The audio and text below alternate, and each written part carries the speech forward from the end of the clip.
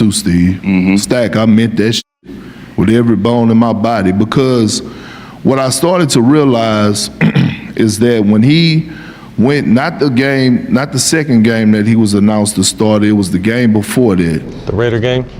The Raider game. And so what I realized was when Shedeur Sanders, this is the first thing, when Shedeur Sanders is playing, all beef stops at that moment. NFL teams are experiencing instant regret after Kendrick Perkins exposed the true power Shedeur Sanders has over the entire league, and what Big Perk revealed about Shedeur being the most powerful black man in America since Barack Obama is making executives realize they passed on something way bigger than just a quarterback. Perk dropped bombs, saying when Shedeur Sanders is playing, all beef stops at that moment, and revealed that he's the only player on the Browns in the top 50 jersey sales, despite being a fifth-round pick, with sold-out crowds showing up to watch Cleveland games they would have never watched otherwise. But here's the kicker.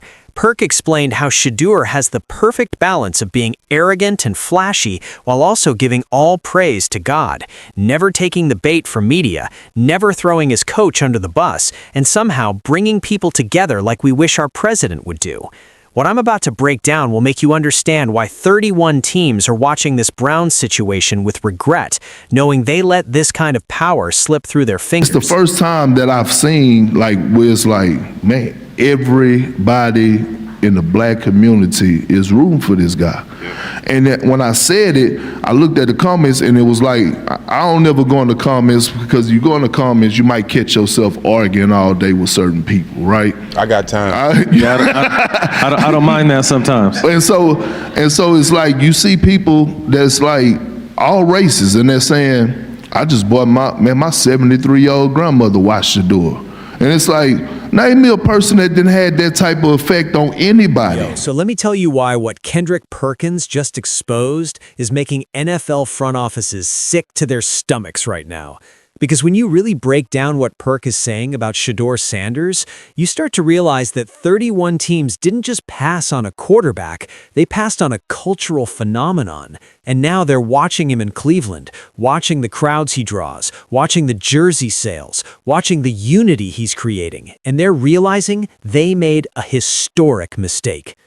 So, Kendrick Perkins was asked to explain his statement that Shedeur Sanders is the most powerful black man in America since Barack Obama. And instead of backing down or saying it was hyperbole, you know what Perk did? He doubled down. He said, I meant it too. I meant that with every bone in my body. Now, when someone says they meant something with every bone in their body, you know they're not playing around. Perk wasn't throwing out a hot take for clicks. He genuinely believes this, and when you hear his reasoning, you're going to understand why NFL teams are kicking themselves. Perk started by pointing to a specific moment when he realized Shedeur's power. It wasn't even the game where Shedeur was announced as the starter, it was the Raiders game before that. And here's what Perk noticed that changed everything. When Shedeur Sanders is playing, all beef stops at that moment. Let that sink in. All beef stops. In an era where social media is constant drama, where beefs and controversies dominate every conversation, when Shedeur's on the field, it all goes quiet. Everyone tunes in. Everyone watches. Everyone puts aside their differences to see what this kid is going to do. Perk explained, it's the first time that you actually could go on social media, X, Instagram, TikTok, Threads, and it's nothing but positive vibes.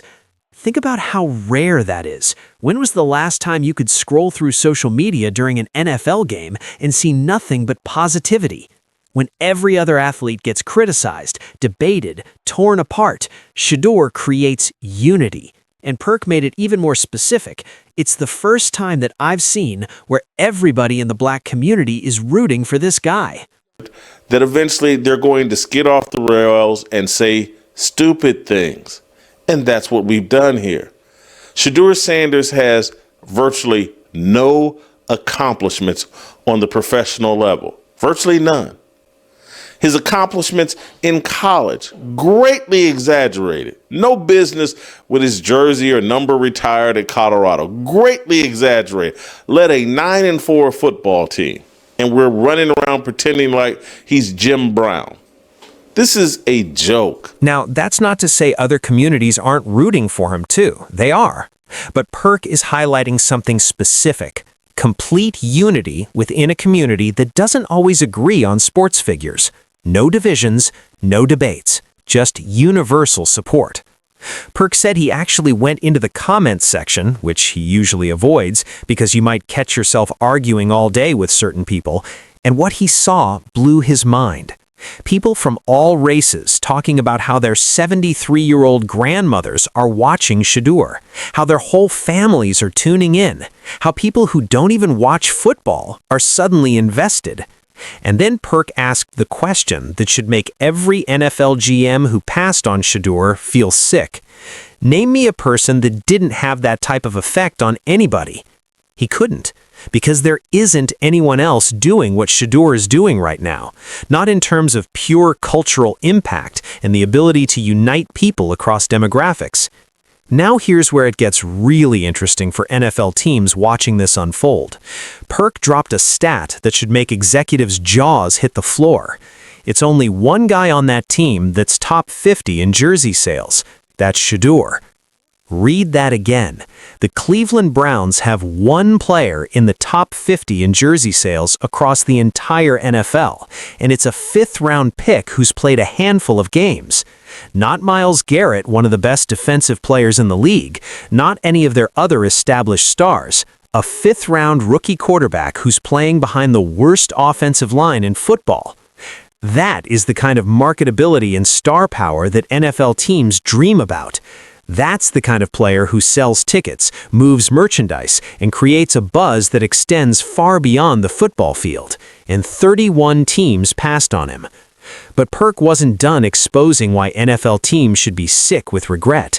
He broke down the balance that Shedeur has, which is incredibly rare in professional sports. Perk said he kills you in his interviews because he has that balance of being arrogant, flashy, which I'm cool with because he put the work in. If you shine, put it in their face. But then he also kills them with the "I want to give all praise to God." That's the perfect balance for a franchise quarterback. You need the confidence, the swagger, the belief that you're the best player on the field, but you also need the humility, the gratitude, the understanding that it's bigger than you. And Perk explained why this balance drives Shedeur's critics crazy. It hurt their soul because they want him to take the bait. They throw the rod out there. He never do. And he kills you in his interviews because he has that balance of being arrogant, flashy, which I'm cool with because he put the work in. You know what I mean? If you shine, put it in their face. But then he also killed them with the, "I want to give all praise to God." Yeah. And it hurt their soul because they want him to take the bait. They throw the rod out there, he never do. He never throw his coach under the bus. So when I think about, I think their coach needs to be thrown off the bus, but go ahead. I think under the bus. His ass should have been fired. Let me address the interception that everyone's been talking about, because this is where the truth about what's happening to Shedeur really comes out. The pass to Quinshaw and Junkins that got picked off. Social media went crazy saying it was Shedeur's fault. Bad throw, should have been more accurate, all that noise. But you know what G. Bush said? I don't think that the interception to Quinshaw and Junkins was on him. Now, people will say that ball was a little bit behind him, but the very next play, Josh Allen threw the same type of ball a little bit behind the running back, but the running back made an adjustment and caught the football. Boom. There it is. Josh Allen, one of the best quarterbacks in the league, threw the exact same type of pass, slightly behind his receiver, and nobody said a word because the running back made the play. But when Shedeur does it, it's his fault that the receiver didn't adjust. Earl broke it down even further. Listen, could he have threw a better ball? Absolutely, but Quinshaw still had his hands on it. He turned his eyes upfield right before he secured the rock. Whether you are in uni league, high school, or college, everybody has been taught that when it come to catching the football, if it touch your hands, gotta catch it. If you put your hands on it, that mean you believe you can catch the football, so you need to reel that in. That's football 101. If the ball hits your hands, you catch it, period. That's what receivers are paid to do. But instead of holding the receiver accountable, everyone blames Shedeur. And you know why? Because it fits the narrative that certain people want to push, that Shedeur isn't ready, that he's not the guy, that they need to draft another quarterback. Which brings me back to Cam Robinson and this 4th and 2 sabotage, because this isn't happening in a vacuum. This is part of a pattern. The analyst said it clearly. The sabotagers exposed. They getting exposed week after week after week. We already know what started at the top. Kevin Stefanski's been sabotaging Shedeur Sanders from day one when he had him throwing to equipment managers and parking lot attendants during training camp. Didn't even allow him to practice and get reps with the team. Kendrick Perkins on the Legends Talk podcast talking about Shedeur Sanders on the heels of his first win as NFL starter. Shedeur Sanders is the most powerful black man since 2009. You know what happened in 2009? Right. That's when President Obama got elected in office. He's the most powerful black man since 2009. You said you were sitting there watching the game in your house, and what you did? You ran with the TV. Yeah, right. I Right? did. What was you doing, DB? People said he couldn't handle adversity. But he's playing behind the worst offensive line in football, taking more hits than almost any quarterback in the league, and he still refuses to complain or throw anyone under the bus. That's not weakness, that's strength and maturity. People said he was all hype because of his famous father, but he's the only Browns player in the top 50 in jersey sales. He's selling out stadiums for a 3-8 team, and he's bringing together people who normally can't agree on anything. That's not riding coattails, that's creating your own legacy. People said he wouldn't translate to the NFL, but he's already having more cultural impact than veterans who've been in the league for years. He's already must-watch TV. He's already a phenomenon that goes beyond just playing quarterback well. So when Kendrick Perkins says Shedeur is the most powerful black man in America since Barack Obama, he's not just talking about football. He's talking about influence. He's talking about the ability to bring people together. He's talking about creating moments where all beef stops and everyone tunes in to watch something special. And you know what? When you break it down like that, Perk's comparison doesn't seem that crazy. Because how many athletes can you name who have that kind of cross-cultural, cross-demographic appeal? How many athletes make 73-year-old grandmothers tune in? How many athletes unite entire communities behind them? Not many, and certainly not many rookie quarterbacks drafted in the 5th round. Now I want you to think about this from the perspective of the 31 teams who passed on Shedeur. They're watching all of this unfold. They're seeing the jersey sales. They're seeing the sold-out stadiums. They're seeing everyone talking about Shedeur Sanders. And they're realizing we could have had this. We could have had a quarterback who sells tickets regardless of the team's record. We could have had a player who unites the fan base. We could have had someone who brings positive attention to our organization even during rebuilding years. Instead, they passed. They overthought it. They let him slide to the 5th round. And now Cleveland, a team that's been a quarterback graveyard for decades, has the kind of star power that other franchises would kill for.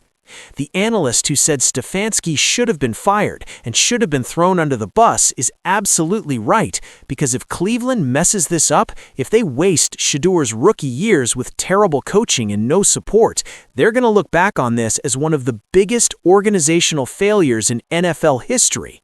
But here's the thing, even if Cleveland somehow messes this up, Shedeur is going to be fine. Because the kind of power and influence that Kendrick Perkins is describing doesn't go away just because of bad coaching or a bad situation. Players with that kind of star power, that kind of cultural relevance, that kind of ability to unite people, they succeed regardless of the circumstances. Maybe not immediately in terms of wins and losses, but in terms of legacy, impact, and ultimately getting to a situation where they can win. Perk said people from all races are tuning in. People who don't normally watch football are suddenly invested. That's the kind of transcendent talent that changes franchises. And 31 teams let him slip to the 5th round. You think they're not regretting that now? You think they're not watching every Shedeur Sanders game and wondering what could have been? You think their scouting departments aren't getting questioned about how they missed this? Because here's the reality. Shedeur Sanders is proving that the pre-draft evaluation process is broken. Teams got too caught up in analytics, too focused on arm strength and 40-yard dash times, too worried about his father's influence. And in the process, they missed a generational star. Initially, when Mitch sent me the comments that Kendrick Perkins made about Shedeur Sanders, I thought they were so absurd that I didn't react much in the chat. I was like, this is not even worth discussing. Well, apparently Rob Parker didn't hear him, right? So they ended up actually playing the sound for him. And when Rob Parker got finished listening to Kendrick Perkins make the point that he was trying to make, he absolutely ripped into him like a lion tearing through a water buffalo's ass. Because at the end of the day, that's what Kendrick Perkins exposed. Shedeur Sanders isn't just a good quarterback prospect, he's a cultural phenomenon. He's someone who has the power to stop all beef on social media, to bring 73-year-old grandmothers to the TV, to unite the black community completely, and to create positive energy across all demographics. That's not just valuable, that's priceless, and 31 teams passed on it. So when you ask me if NFL teams have instant regret after what Kendrick Perkins exposed, the answer is absolutely. Because Perk didn't just defend Shedeur or praise his play, he exposed the true scope of his power and influence, calling him the most powerful black man in America since Barack Obama, and explaining how when he's playing, all beef stops. The fact that Shedeur is the only Browns player in the top 50 jersey sales, despite being a fifth-round pick, that he sells out stadiums for terrible teams, and that he brings people together across all demographics, proves that 31 NFL teams made a historic mistake. They didn't just pass on a quarterback, they passed on a cultural phenomenon, a unifying force, and a star with transcendent power that goes way beyond football. The instant regret is real, and it's only going to get worse as Shedeur continues to prove everyone wrong.